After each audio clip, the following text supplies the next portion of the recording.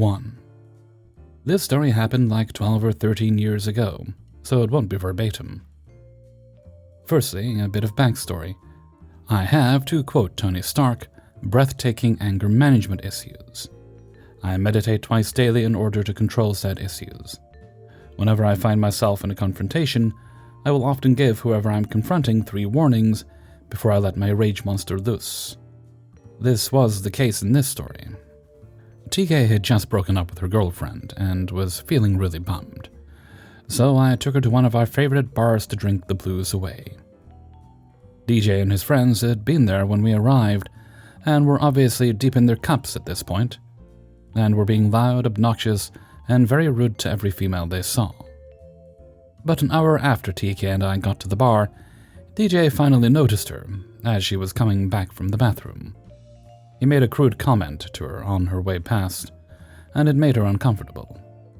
Me, being the good friend I am, told the dude to back off, and that he was most definitely not her type. He just waved me off and then went back to drinking. TK and I went out for a smoke about 30 minutes later because smoking in a public building is illegal in our state. As we were coming back in, DJ made another crude comment to her, along with grabbing his junk. Warning number 2. This time he just commented about me sharing the wealth or some such BS. TK simply tells him to F off, and we return to our seats. Warning number 3 came after TK's second trip to the bathroom, and now I'm getting really pissed. I could feel the rage monster just itching to tear this jackass in half. The bartender had even warned DJ off, which he promptly ignored. Now we come to the final straw as TK and I were returning from another smoke.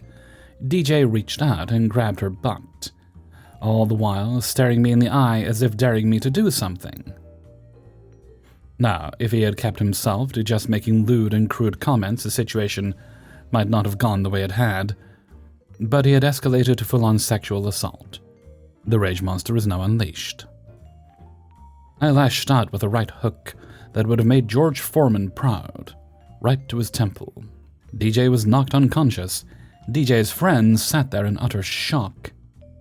He came around about 5 minutes later and was clearly angry and embarrassed. He looked over at me, then started complaining to the bartender and the bar owner. The bartender then said the greatest thing I've ever heard. "Hey man, OP warned you 3 times to leave TK alone. You also sexually assaulted TK. OP was well within his rights to deck you. Now get the hell out of my bar before I call the cops."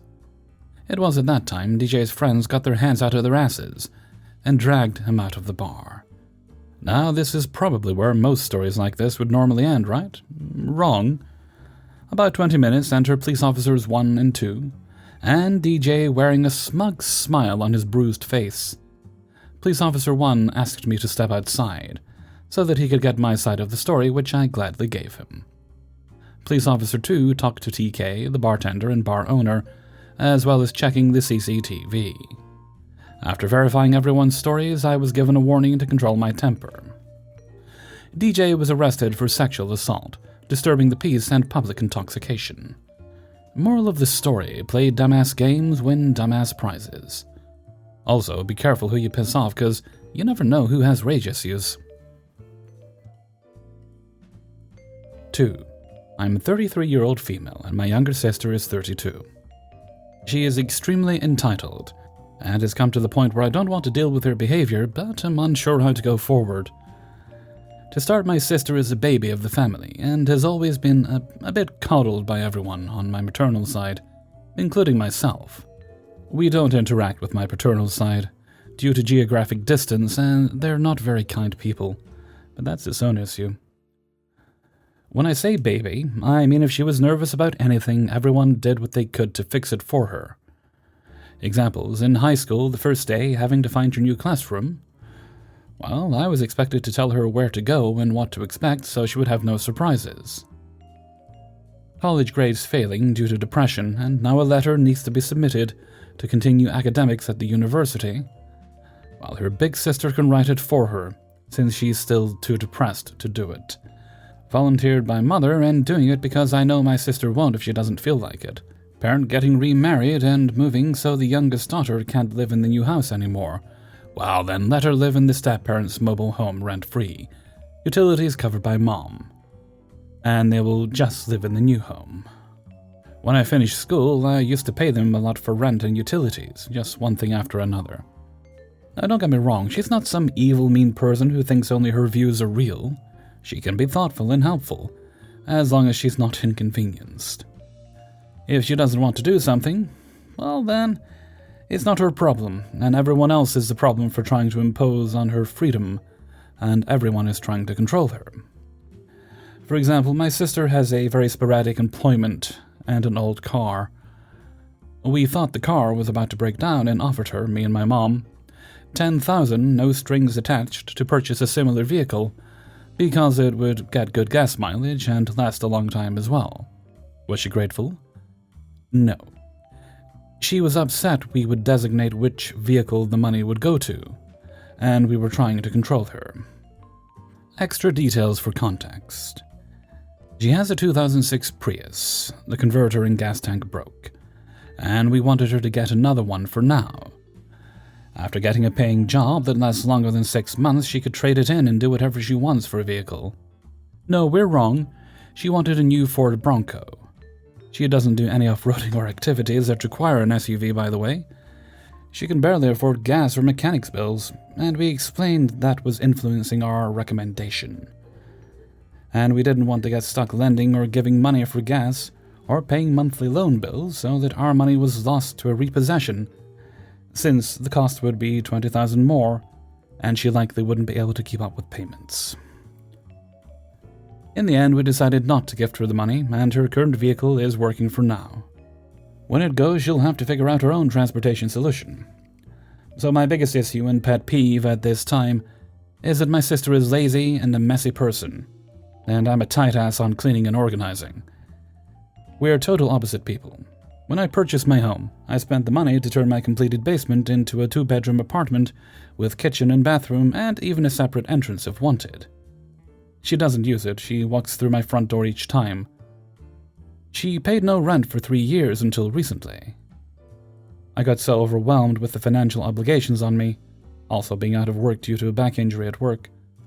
I gave 3 months' notice and endured several arguments, saying she pays or she moves. Now she pays $500 for her space with all utilities included. This type of arrangement is about 3 times more in my area, so she's still getting a deal. Her living location does help me out because I have a dog and 2 cats. She has 1 cat, and she watches them while I work as a travel nurse.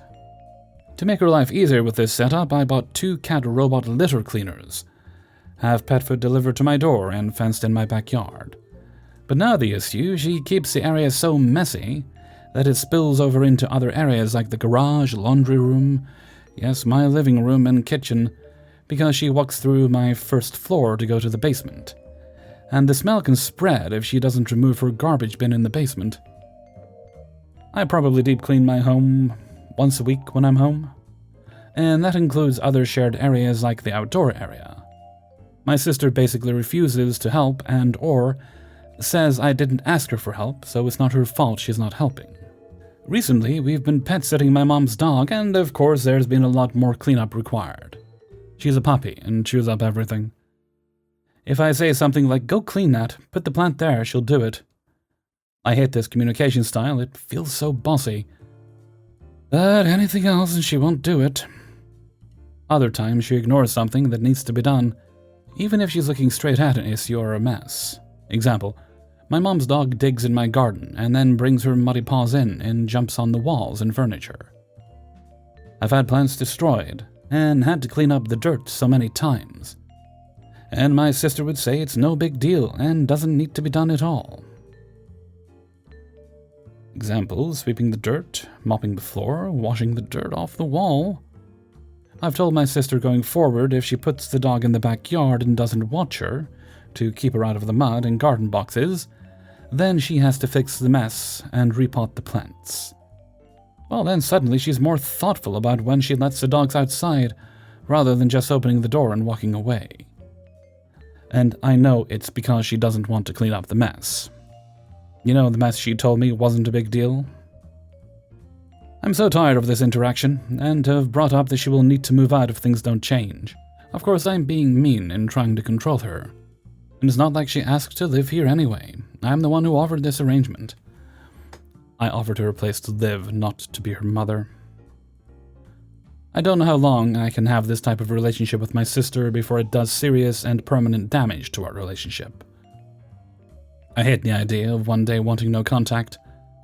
Are there any suggestions on how to go forward? My sister does have ADHD, depression, and sees a therapist, but I think it must be a yes-man therapist because nothing changes. She continues to think nothing she does is a cause of tension in the family and makes no improvements on maintaining employment and positive progress among family relationships. Also, she can be very kind and generous when she wants or has resources. Between the two of us, we pay for a life insurance policy for her grandmother and pay yearly payments. I was injured this year and living on savings, and her newest job ended recently, so she had some savings and she volunteered to pay this year's payment, even though it was my turn. We switched years. Also, when I initially injured my back at work and was waiting to be approved for surgery, I was basically bedridden, she helped out a lot. No complaint living in my area of the house and would provide my medications or hot pad whenever I asked her to go get them for me. Most of my friends are not fans of my sister and think she's entitled and rude. She's not a mean person, just unthoughtful and a bit ungrateful. What do I need to do going forward? To establish adult responsibilities and a relationship between us. 3. So a bit of background. I work at a call center doing customer service for the e-commerce arm of a large chain of warehouse stores. Among many other things, we sell appliances.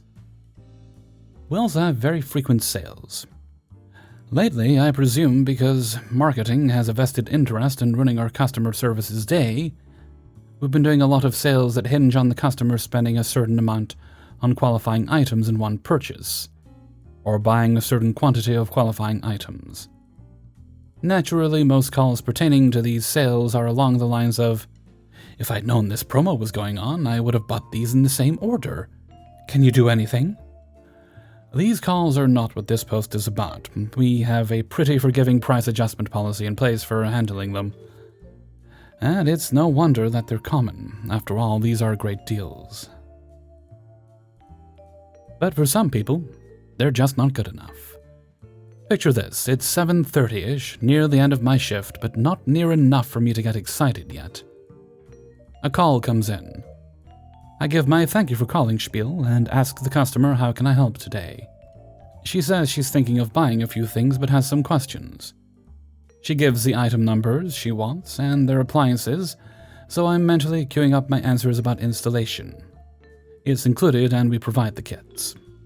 The return policy is 90 days, but we have a warranty department that covers the unit for 2 years, and extended warranties we offer them.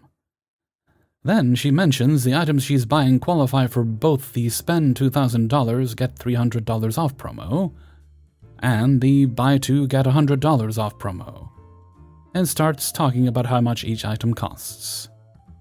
So the fridge is over $2,000 and the washer dryer is $1,600, so it's almost $2,000. I'm not sure where she's going with this, but I'm still assuming it's a normal destination. Then she takes a left so hard it practically snaps my fucking neck. So I can get $300 per item instead of $300 off total? Or can I just buy these on separate orders and get $300 for each of them? OP note, she was getting an extra $100 on this order already because she was buying 2 appliances. Also, her reasoning was because her total was almost $4,000, which is not how spend-get promos work. I've already located her in our records just in case she has some recent delivery issue or something she was expecting comp for. Customers are usually aggressively forthcoming with this information, but it never hurts to check. Last call was in December of last year, and appears to have been resolved per the call notes. I try to tell her as gingerly as possible, that's not really how that promotion works. You can absolutely place them as 2 orders, but they'd both need to be $2,000 or more. Can I buy something that's $400 with the washer and dryer and get the promo and then return it? You can, but you'd lose part of the credit, since it's applied to the whole order and not a specific item. The system splits the amount between the items on the order. It'd be a relatively small portion, but you wouldn't get the full credit. Then can you just give me another $100 off the full order? I naively thought she meant she hasn't noticed the discount amount on her order total or something. It's more common than you think. Oh, you're already getting an extra $100. These items also qualify for the buy more, save more promos, so you'd actually get $400 off if you ordered them both. No, I want an extra $100 off. Scenario 1, I place 2 orders, one with the fridge and then one with the washer and dryer plus a vacuum or something. OP note, a vacuum would not qualify for the promo. And then I return the vacuum and get most of the credit back. Scenario 2, you just give me an extra $100 off and we skip that whole dance. Scenario 3, I am not beholden to your false ultimatums and will not give you an extra discount on your already discounted order that you have not even placed yet, just because you think you should get it. I make a show of asking my team. I drop a message in the group chat saying, I am at an absolute loss, man. I have no idea how to tell this customer that we can't give her an extra $100 off her order that qualifies for both of our ongoing promos. And my soup gives me the requisite I asked my mom and she said no card to play. I apologize, ma'am, but I just spoke to my team and we are not able to discount this order any further. Okay, I'll see if I can get this such a competitor then. They price match plus 10%, you know. I resist the urge to tell her that they can afford to do that because they charge extra for installation. She asks me if I can get her an earlier delivery date on an item she has not ordered yet. I tell her that we're not able to formally expedite appliance deliveries, but that the item ships directly from a distribution center, and depending on when it reaches a delivery facility, we might be able to get it to her earlier than the site estimates anyway. She hangs up on me. I tell my supervisor that she threatened to go to a competitor, and got her she can do that LOL in response. I wonder how often this strategy works for her. Anyway, the moral of the story is, don't work in customer service. 4. So this story takes place in 2019, before the pandemic. I worked at a dispensary for 5 years. The business closed after financial hardship. At the time, I had a job at a recycling plant doing cleanup. I was making about $300 a week. One day out of the blue, the owner of that said dispensary called me and said he wanted to come over. He didn't tell me he was on the streets and had no place to sleep. He announced he was going to sleep on my couch until he found a place. I thought, sure, why not? Conveniently, he came 2 days after welfare day. Shortly after getting settled in my bachelor's apartment, he made demands. He had a bag of weed, although he would only let me smoke it on his terms. He then asked me for money since it was a couple of days after welfare day. I told him I had paid another weed dealer a debt I owed him. He decided to confront this dude, a wannabe biker who drives a moped, by the way. This biker came back to my apartment and gave me shit, but that's a different story. I now had to rely on this drug addict who moved into my apartment for weed. He told me he owed money for that bag of weed he brought over, and I somehow owed some guy I never met $100 for the weed he bought. I told him no, he can have it. He said to me, "How could you do this to me? I gave you weed and I'll pay up." First of all, I didn't ask you to give me weed, you just showed up with it. Second, I never met this guy, so how could I owe him money? So I told him I would see what I could do. Over the course of the 2 weeks he stayed in my apartment, he would borrow money from me and not pay it back. He said he had neuropathy and he needed $40 to buy heroin to kill the pain. I said no, I'm not buying you drugs. He then told me it would be my fault if he was in pain, because I wouldn't give him money. So I gave him the money. He would ask me for money every single day, even going as far as to call me selfish for buying cigarettes and alcohol with the money I worked hard for. One day he decided to confront me. He told me I had a job, a disability pension, and I was supported by a non-profit for food and clothes. He told me I was selfishly spending all that money on myself. He thought he had some claim to my money. He would get upset at me if I bought myself a Starbucks dark roast because that's $3 I could have spent on him. He told me that I was not a good friend because I wasn't giving him more money. He guilted me, and I said I would give him $100 next payday. Now he was bumming money from his other friends. He didn't pay me back all the money I lent him. He would use my bank to cash e-transfers, money sending service in Canada. He yelled at me when I asked for money back, saying he let me smoke his weed. He would only give me half a gram when he felt like it. He told me it was his weed and I could only smoke it when he felt like it. About 3 days in, he completely drained me. $40 a day for heroin would do that. He then told me it was my responsibility to come up with a way to get him heroin. He told me to make a sign, stand on a street corner and beg for money, then give him the proceeds. At first I refused. Then he accused me of not caring about him. He went running to the bathroom crying, and locked himself in. He successfully guilt-tripped me, reminding me he was in pain. So I went to the street corner and begged for change. He literally shook me down, making sure I didn't keep any money for myself, because that would be selfish. At this point, I told him to pack his shit and leave. He told me no, he's not leaving. He told me if I called the police and had him removed, I would be the one going to jail, because he wouldn't be housed and he said he had a right to stay with me. I should have just called the police. So this went on for 2 weeks. One day he locked me out of my own house and said I wasn't allowed back until I brought money for him. He said several things that put my housing at risk. He told me I had to risk my housing because it would be worth it if it meant he could stay there a few days. And then we would both be homeless together. After 2 weeks of grinding me for $40 a day by reminding me he was in pain, my building manager evicted him. He told me he did nothing wrong and gave me a look that I did something wrong for not defending him or begging for him to stay. He then called me the next day, told me he was pissed off at me for letting him be evicted, and demanded yet another $100 or he would withdraw his friendship. I told him that was fine, and I never saw him again. There was evidence to suggest that he was doing other drugs besides heroin. There were crack pipes and bath salts in the bathroom. He told me he should be my #1 priority the whole time he was there. I had other expenditures, but he told me I didn't have to pay my personal trainer or I should skip a credit card payment because, again, he was in pain. I should have kicked him out way earlier than I did. I have no intention of ever talking to this person again in my life.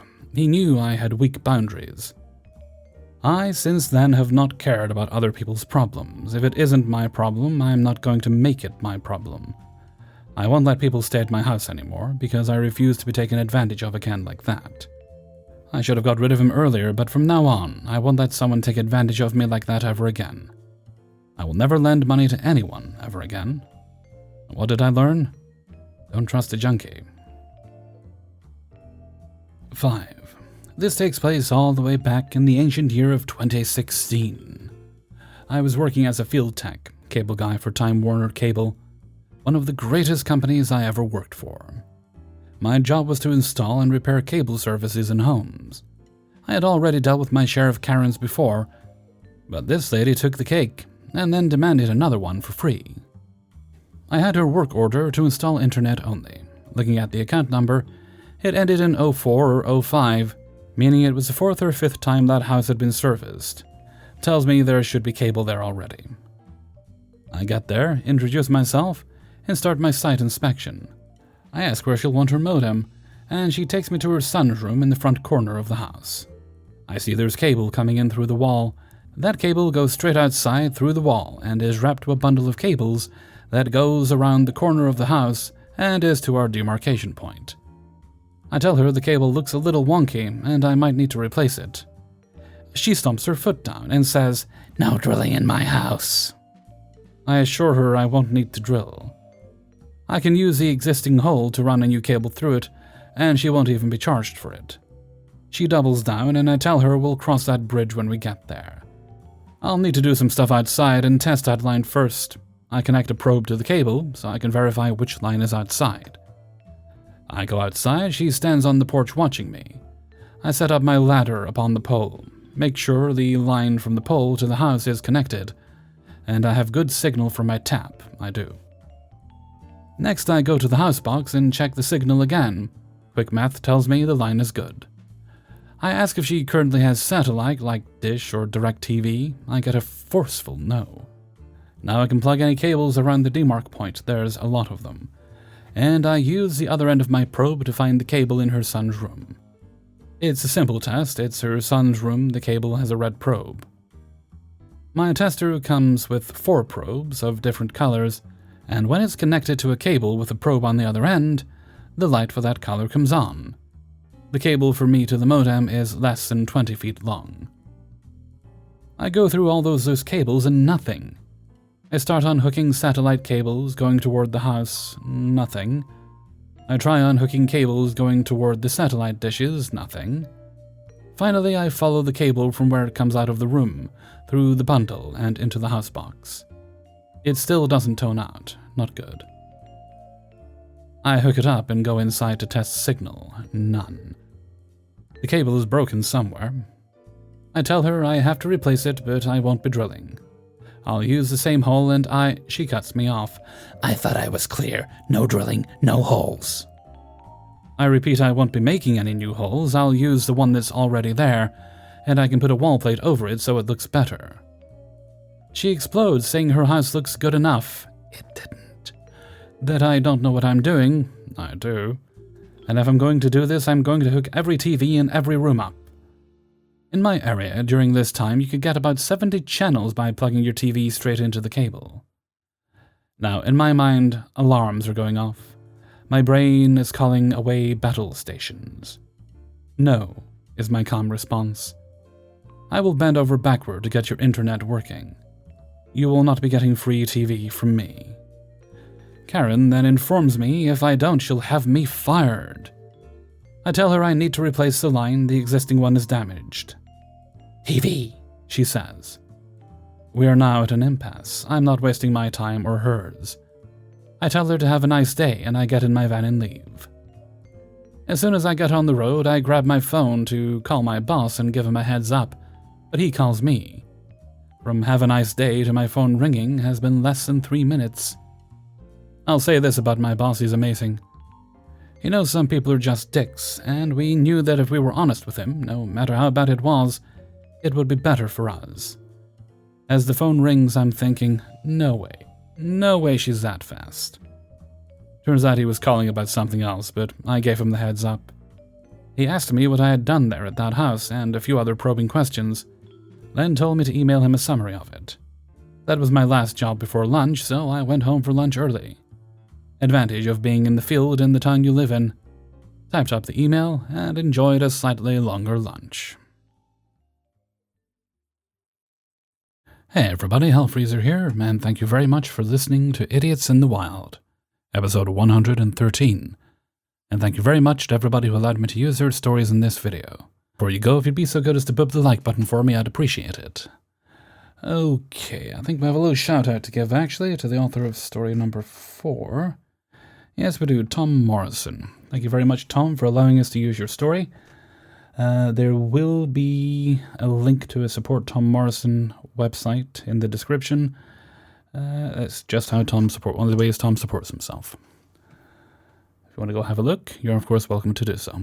Okay, let's move right along to Hellfreezer's question of the day. And today's question is... rabbit holes. How often do you find you go down a YouTube rabbit hole, or any other social media for that matter, and you just keep going even though you've already gotten the thing that you went looking for? Like for the past couple of days I've been down the Carlos Mencina rabbit hole. I heard bits and pieces of him, but I've been kind of getting into the whole story and what was all going on there. And it's pretty interesting. But I feel like I know everything I need to know by this point, but I still keep watching interviews with people. Let me know what you think, if you've ever done the same thing, in a comment below. And with that, I'm going to head off for now. So until next time, thank you very much for listening, and take very good care of yourselves.